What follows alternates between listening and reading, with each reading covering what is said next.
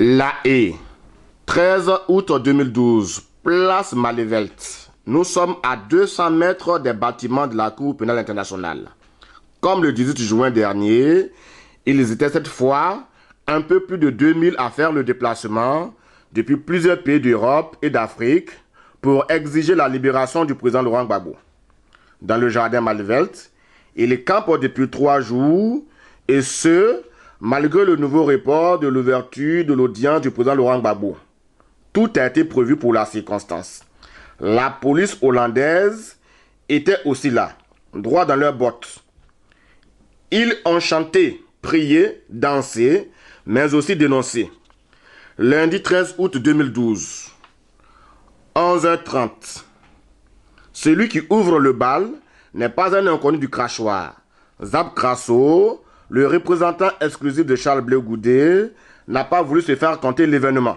Je vais vous dire, et je voudrais vous saluer, mais de façon honnête possible.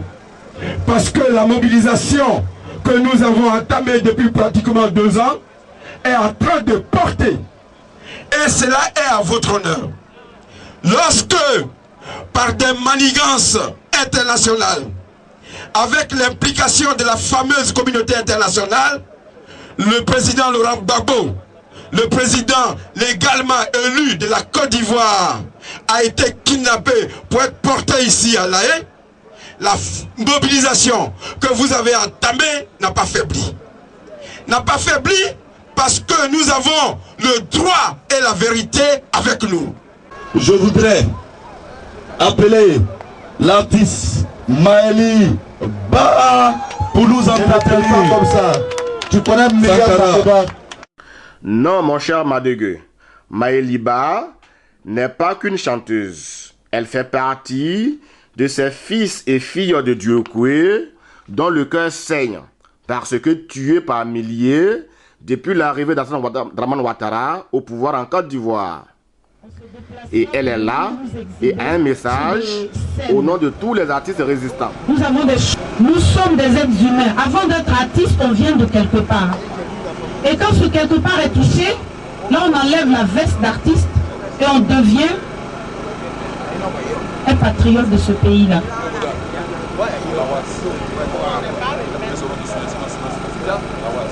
Les artistes ont joué une grosse partition dans ce qui nous arrive aujourd'hui dans le pays. Les artistes ont sensibilisé. Ceux qui sont comédiens ont fait des films pour sensibiliser les politiques à ce qui nous arrive aujourd'hui. Ça n'a pas été entendu. Parce que il y a une certaine personne dont je ne veux même pas dire le nom qui s'est donné pour objectif de détruire la Côte d'Ivoire, notre Côte d'Ivoire. Les chanteurs ont chanté, les poètes ont donné des poésies. Ça n'a rien donné. Donc si moi, Maëli, si tous les artistes qui sont là, aujourd'hui, Magadenda, Saïzo, tous les autres,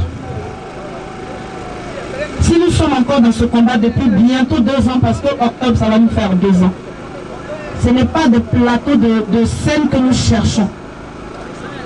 J'aimerais que vous nous accordiez ce respect en tant que tel. Nous sommes des combattants comme vous. Nous ne sommes pas des chanteurs. On est touchés jusque dans nos tripes, c'est pour ça que nous sommes là. Nous aussi, on a nos parents qui sont en Côte d'Ivoire, qui sont touchés. Oui, on a dit, Bakayoko a dit que Abel est un déstabilisateur. Mais c'est nous tous, c'est vous qui êtes là, c'est moi. Puisque tous nos téléphones sont sur écoute.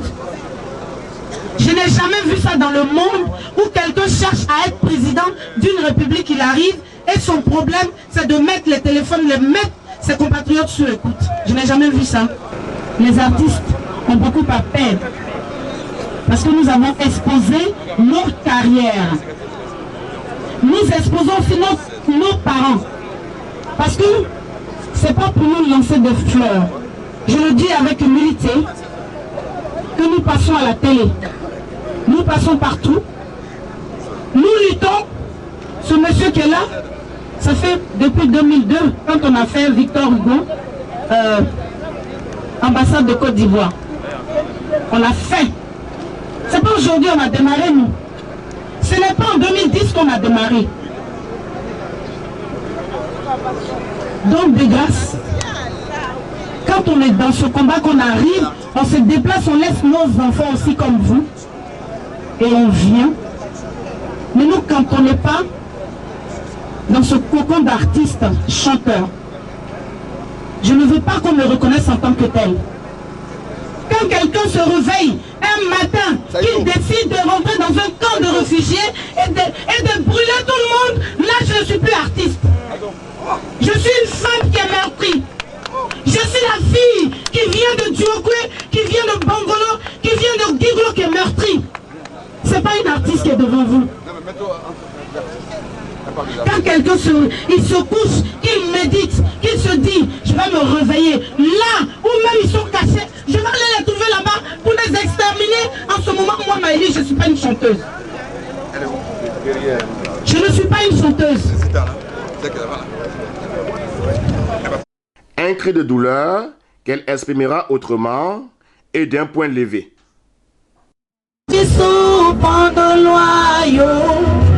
Iswai mitanda so Yesu Sikelela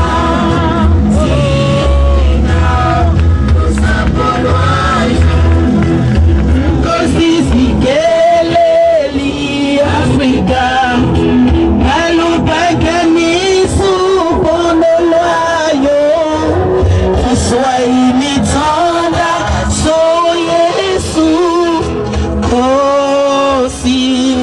Sikelela Tina Lusapoloyo résonnant depuis longtemps de nos forêts les tam-tams de nos cris de douleur de nos mains profondes nos voix se lèvent à l'unisson levons-nous et puis luttons de chaque nation point levé pour notre victoire oh Mama Africa. Mais c'est quoi un artiste engagé? Peter Simon, décidément, c'est un artiste engagé politiquement. Je suis un artiste engagé. Je me présente Beta Simon et je dis bien de choses aux téléspectateurs de Even News. Je pense qu'il faut éclaircir ce que c'est qu'un engagement. Quand tu vois un serpent qui rentre dans une maison et que tu es averti qu'il y a un serpent qui est rentré dans une maison, on n'a pas besoin d'être un artiste engagé pour le dire. C'est un mot, des fois, qui est un peu galvaudé aujourd'hui. Parce que quand on dit artiste engagé, il y a eu plein d'artistes engagés. Mais quel engagement? Tu t'engages à quoi? Je ne m'engage pas à tuer les gens. Je suis un artiste engagé pour passer l'information. Donc celui qui dit au peuple, il y a un serpent qui vient de rentrer dans la maison, n'a pas réellement besoin d'être engagé pour le dire. Donc il passe l'information. L'information qu'il faut, là où il faut. À La Haye, les Ivoiriens ne sont pas seuls. Comme cela a été depuis l'arrestation du président Laurent Gbagbo le 11 avril 2011. La vérité est que la France, avec son pouvoir économique et la trahison des fonctionnaires de l'ONU, ont mis la main sur la Côte d'Ivoire. Hanno violato la legge della Costa d'Avorio. Ils ont violé la loi de la Côte d'Ivoire. Hanno violato il diritto internazionale. Ils ont violé le droit international. Hanno sequestrato un presidente legittimo. Ils ont séquestré le président légitime. Hanno distrutto una nazione e lo Stato sociale. Ils ont détruit le tissu social d'une nation. Hanno sparato su giovani studenti inermi che proteggevano le istituzioni. Ils ont tiré sur des jeunes aux mains nues qui défendaient les institutions. Hanno posizionato al comando di una nazione un gangster cresciuto da loro senza morale. Ils ont positionné un homme à la tête d'une nation, un homme sans morale, un gangster. Draman Alassane Ouattara. Draman Ouattara Alassane. Hanno mentito al mondo. Ils ont menti au monde. E vogliono continuare ad affliggere l'Africa e l'umanità. Et ils veulent continuer d'affliger l'Afrique et l'humanité. Egregio signor giudice della Corte Penale. Monsieur le juge de la Cour pénale. Davanti a lei siede a giudizio un uomo giusto, libero ed integro. Devant vous est un homme, il y a un homme juste et intègre. Davanti a lei, signor giudice, siede una persona che lotta da 30 anni per la giustizia e la libertà. Monsieur le juge, devant vous, il y a une personne qui lutte depuis 30 ans pour la justice sociale et le bien-être de son peuple. E dirò di più, davanti a lei, je dirais de plus, devant vous, davanti a lei siede una persona che meriterebbe sicuramente il premio Nobel per la pace. Devant vous, il y a un homme qui mérite le prix Nobel de la paix. Signor giudice della Corte Penale, Monsieur le juge de la Cour pénale, noi le chiediamo di avere il coraggio di guardare in faccia la verità. Nous vous demandons de regarder en face et d'avoir le courage de dire la vérité. Noi le chiediamo di avere dignità nel suo lavoro e dignità per se stessa. Nous vous demandons d'avoir la dignité dans votre travail et la dignité pour vous-même. Noi vi chiediamo di rifiutare le lusinghe e le minacce dei grandi poteri economici e della politica corrotta. Nous vous demandons de refuser le leasing et la corruption des grandes puissances. Noi vi chiediamo di scrivere un'importante pagina della storia. Nous vous demandons d'écrire une importante dans le livre de l'histoire de l'humanité. Noi vi chiediamo di riconoscere davanti a tutti la legittimità e la giustizia dell'operato del presidente Laurent Gbagbo.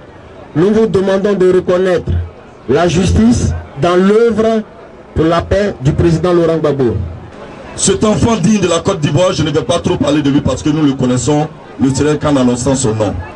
J'appelle ici, humblement et avec beaucoup d'amour, mon ami et frère, Abel Naki. Abel, que je vous demande d'ovationner très très très fort, parce que c'est un fils digne de la Côte d'Ivoire. Abel Naki.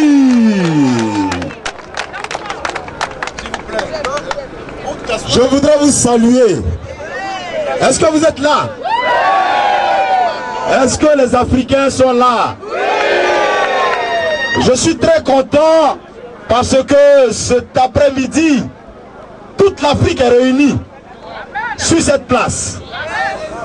C'est symbolique pour nous d'être présents aujourd'hui, 13 août 2012, parce que nous avions pris rendez-vous avec l'histoire que le 13 août, il fallait que nous soyons ici à La Haye.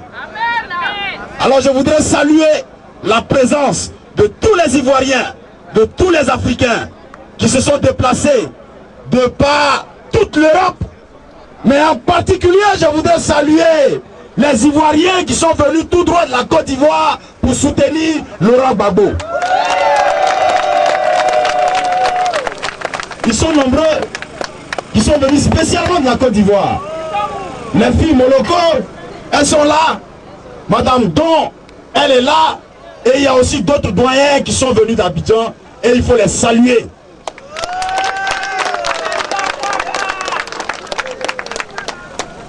Je voudrais vous faire un peu l'historique de notre lutte que nous menons depuis le 11 avril 2011. Date historique, date à laquelle la Côte d'Ivoire a été déstabilisée par l'Occident. La Côte d'Ivoire a été foulée aux pieds par les puissances occidentales. Depuis le 11 avril, nous avons tous été choqués. Nous avons tous été meurtris. Nous avons tous pleuré. Pour certains, c'était dans leur salon. Pour d'autres, c'était au travail.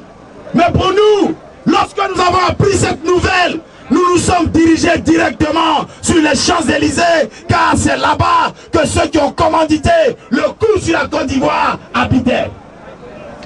Nous y sommes allés sans autorisation, parce que nous avons dit que Nicolas de Boxer Sarkozy n'avait pas demandé d'autorisation pour bombarder la Côte d'Ivoire.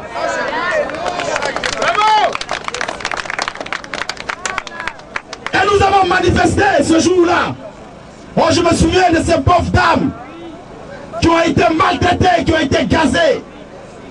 Ils ont fermé le métro, ils nous ont encerclés et ils nous ont bombardé de bombes lacrymogènes. Mais c'était mal connaître la lutte des Ivoiriens. Parce que ce qu'ils ont oublié, c'est que Laurent Gbagbo habite en chacun de nous. Laurent Gbagbo est devenu aujourd'hui un esprit. Et un esprit ne peut pas se contenir. Je voudrais faire un clin d'œil au peuple ouais. Chez nous les ouais, il y a une chose qu'on appelle plaie. Oh, plaie, on ne peut pas attraper le plaie. Quand tu veux attraper, ça glisse. Donc le cas de Laurent Gbagbo glisse dans la main et ils ne savent plus comment le contenir. Ils sont en train de faire des tractations pour trouver une solution, non pas juridique, mais une solution politique.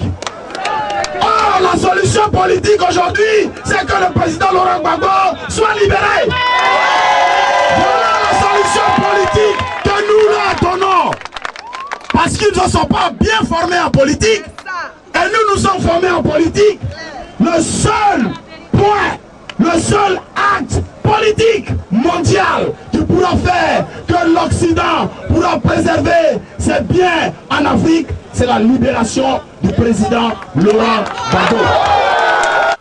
Aussi, si les hommes ont pu tenir le cap jusque-là, c'est en partie grâce à la détermination des femmes patriotes qui ne lésinent pas sur les moyens et le temps pour soutenir la lutte. Laurent Gbagbo, il reconnaît là-bas, dans sa prison, il dit qu'il remercie infiniment les indéterminées filles et femmes parce qu'elles font plus le combat, elles sont tout le temps debout, elles sont tout le temps là, c'est elles qui investissent plus, elles ne cherchent pas de paraître.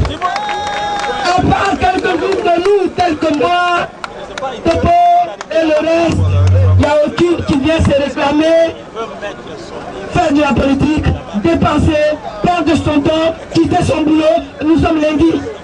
Mais elles ont toutes abandonné leur emploi et elles sont là. J'aimerais bien qu'on les applaudisse très fort, qu'on les remercie infiniment. C'est ça. Je suis la présidente des femmes patriotes. Depuis 3 jours, nous sommes mobilisés à Hollande. On ne sait pas ce qu'on a fait aux Européens. Pourquoi envahir la Côte d'Ivoire? Pourquoi ils ont pris notre pays en otage? Pourquoi Simone Gbagbo, Progrébé, Christine Adobi sont depuis plus d'1 an en prison? Pourquoi les enfants de Côte d'Ivoire sont en prison? Pourquoi les Ivoiriens sont exilés dans les autres pays? Et on ne comprend pas. Gbagbo est en prison ici à La Haye. Nous ne savons pas ce que nous avons fait aux Européens. C'est pour ça que nous, les femmes patriotes, cette fois-ci, après le report du premier procès et encore deuxième report, nous avons décidé de venir ici, en Hollande, pour 3 jours et manifester pendant 3 jours et demander aux Européens qu'est-ce que nous avons fait. Certainement que le spirituel pourra nous donner un début de réponse. Alors, j'ai toujours dit, et quand j'ai pris souvent le micro, j'ai toujours dit que le combat, la guerre qu'on mène à la Côte d'Ivoire est avant tout spirituelle. Et j'ai souvent démontré par A et B qu'elle est spirituelle. Nous qui sommes religieux, nous qui sommes chrétiens, nous qui savons ce que c'est le spirituel, nous voyons la main des ténèbres contre la lumière. Et quelque part, nous savons aussi que la lumière arrive toujours à briller et à éclairer de telle sorte que les ténèbres disparaissent. Et la Côte d'Ivoire, la guerre qu'on mène à la Côte d'Ivoire, c'est la guerre d'un autre monde contre le monde réel. Mais finalement, cette vue philosophique peut-elle arrêter un jour le massacre du peuple Oué en Côte d'Ivoire?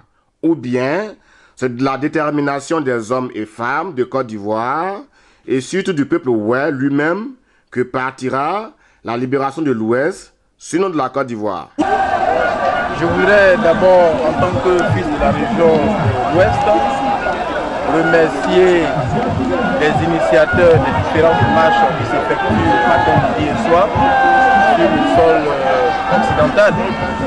Parce que c'est à travers ces marches-là que nos parents sauront qu'ils ne sont pas abandonnés.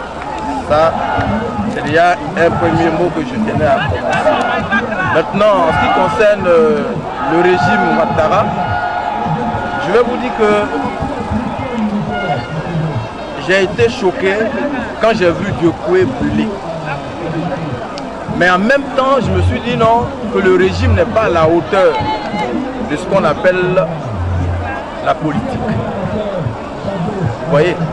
Donc tout ce que nous pouvons demander aujourd'hui aux parents de l'Ouest, c'est de rester sereins, qui n'ont pas été abandonnés par leur fils. Et au régime d'en face, je leur dirais tout simplement qu'on ne peut pas prôner la réconciliation pendant ce temps que la région de l'Ouest est sacrifiée. Effectivement, ce qui se passe aujourd'hui en Côte d'Ivoire, pris sur le plan national, inquiète et nous interroge. Mais particulièrement ce qui se passe à l'Ouest doit nous interpeller plus parce que nous venons de cette région, parce que c'est notre région, c'est celle-là qui nous a vu naître. Et donc, nous demandons aux Ivoiriens, tous les Ivoiriens qui viennent de l'Ouest, de se mettre ensemble pour dénoncer cet état de fait. Aujourd'hui, les gens sont en train de procéder à une politique de repeuplement de l'Ouest de la Côte d'Ivoire pour occuper nos terres, pour nous arracher nos biens, pour nous arracher notre richesse. Celle-là même pour laquelle la France a décidé de déployer ses bombes sur la Côte d'Ivoire. Et donc, j'appelle tous les fils et les filles de l'Ouest à se rassembler autour de l'idéal. Celle-là et celui-là qui est leur destinée. La Côte d'Ivoire, le pays et notre région, nos terres, nos plantations et nos enfants. C'est dit, les fils et filles du peuple Oué veulent désormais prendre leur destin en main. D'ailleurs, une rencontre de tous les Oué de la diaspora est prévue pour ce 25 août 2012 à Paris. Son initiateur, Apollos Dante, résident à Londres, nous donne ici les détails. Au niveau de la diaspora, nous devons nous organiser nous-mêmes d'abord, ouais, et appeler maintenant les autres, ou bien permettre aux autres qui veulent bien venir à notre secours de le faire dans un cadre bien organisé. C'est en cela donc que nous lançons la convention des ouais le 25 août à Paris et nous lançons un appel à tous les ouais, à tous les responsables d'associations ouais, à tous les leaders, à tous les leaders d'opinion ouais, au cadre sportif, hommes d'affaires, tout ce qui est ouais, de venir à cette rencontre-là pour que nous échangions sur ce qui arrive à notre peuple et que nous mettions en place les bases de pouvoir vraiment porter la voix de ces 100 voix. Et ainsi, le cadre ayant été créé, si d'autres Ivoiriens, Africains, non-africains veulent venir en aide à ce peuple-là, veulent nous aider à mieux nous organiser, au moins ils trouveront en place quelque chose qui va leur permettre donc de s'exprimer dans un cadre assez formel. Quels vont être les temps forts de cette convention-là qui aura lieu le 22-25? Quels sont les temps forts? Alors, vous allez discuter concrètement? Oui, nous allons discuter de tout ce qui affecte aujourd'hui le peuple ouest. Et il y a beaucoup de problèmes, mais essentiellement la question donc du foncier rural, la question donc du faible pouvoir économique de nos parents, ouais, alors qu'ils jouissent vraiment des richesses naturelles sans limite. C'est d'ailleurs ça qui fait aujourd'hui la convoitise, qui crée aujourd'hui la convoitise donc, des envahisseurs. Et aussi le manque, si tu veux, de cadre formel pour s'exprimer et pour dénoncer le génocide et pour même emmener les auteurs de ce génocide devant les tribunaux. Ça veut dire qu'il va y avoir une déposition d'une plainte, certainement? Ça sera certainement le minimum, parce qu'aujourd'hui, l'organisation que nous mettons en place, essentiellement, c'est pour défendre les ouais. Et il n'y a pas meilleur endroit aujourd'hui pour défendre une victime que la justice. Donc, que les génocidaires s'apprêtent, parce que nous allons les poursuivre jusqu'à dans leur dernier retranchement, et la justice sera à leur tous. Tôt ou tard, ils vont payer pour ce qu'ils sont en train de faire. Et je disais que j'allais lancer un message donc aux WEC qui sont au pays aussi. Oui, il faudrait qu'ils sortent de leur torpeur. Et il faudrait ceux d'entre eux qui collaborent avec ce régime génocidaire, il faut qu'ils s'interrogent. Il faut qu'ils s'interrogent. Ils se font complices de ceux qui sont en train de massacrer leur propre peuple. Et ça, l'histoire les jugera. Aujourd'hui à Paris, un peu partout dans le monde entier, les WEC sont certainement organisés par région, par village. Vous qui voulez fédérer toutes ces associations-là, est-ce que vous avez un contact précis? Oui, c'est par là que nous commençons. Les différentes associations WEC qui existent, nous les recensons et nous appelons leurs responsables. Ce sont les premiers interlocuteurs. En plus donc des cadres qui ne sont pas forcément présidents d'associations, mais qui sont des personnes ressources. Donc les cadres, les hommes d'affaires, les leaders d'opinion, ouais. Donc c'est en fait, l'audience est composée d'abord des responsables des associations, ouais, que ce soit responsables de villages, de sous-préfectures, de communes, tout ce qui est responsable d'associations, ouais, est invité. Ensuite, il y a donc les cadres, les sportifs et autres, comme les artistes, comme je l'ai expliqué. Donc nous voulons que toute décision qui va émaner de cette convention-là, est l'adhésion de toutes ces organisations-là, parce que ce sont eux qui vont répercuter cela à leurs différentes associations. Donc voici un peu le mode opératoire que nous allons suivre. Et ça s'est passé où exactement? Certainement, nous avons au jour d'aujourd'hui le choix entre deux salles et nous allons confirmer la salle définitive dans les jours à venir. Mais ça sera soit au palais de congrès de Montreuil ou bien dans une salle annexe à ce palais de congrès à Montreuil. Mais nous allons le confirmer dans les jours à venir. Vous avez un contact téléphonique ou un email au cas où des gens seraient intéressés? Oui, mon email c'est apollosdan, APOLLOSDAN, en un mot, apollosdan, @yahoo.co.uk, parce que je vis en Angleterre, donc c'est yahoo.co.uk. Le numéro de téléphone 0044 208 590 32 61. Il faut également noter que juste après cette convention dite des États généraux du peuple WEC à Paris, c'est toute l'Europe qui s'est invitée au chevet de cette partie de la nation ivoirienne, cette fois en Italie, à Turin. C'est pour le 1er septembre 2012, pour une grande démonstration de soutien à ce peuple qui continue aujourd'hui encore de payer le plus lourd tribut de la barbarie du régime Ouattara.